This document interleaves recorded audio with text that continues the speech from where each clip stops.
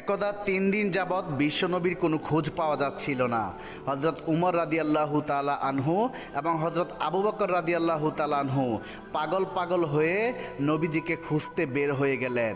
উমর রাদিয়াল্লাহু তাআলা আনহুর হাতে ছিল একটি তলোয়ার। উমর রাদিয়াল্লাহু তাআলা আনহু এবং হযরত আবু বকর রাদিয়াল্লাহু তাআলা আনহু কিছু ইহুদিদেরকে সামনে পেয়ে গর্জে উঠলেন। উমর তলোয়ার তাক করে বললেন, হে ইহুদির বাচ্চারা, আমার নবী কোথায়? তোরা বল আমার নবীকে কোথায় রেখেছিস, না হলে আমি উমর আজকে তোদের সবাইকে কতল করে ফেলবো। তখন ইহুদিরা বলতে লাগলো, হে উমর, বিশ্বাস করো আমরা তোমাদের নবীকে দেখিনি।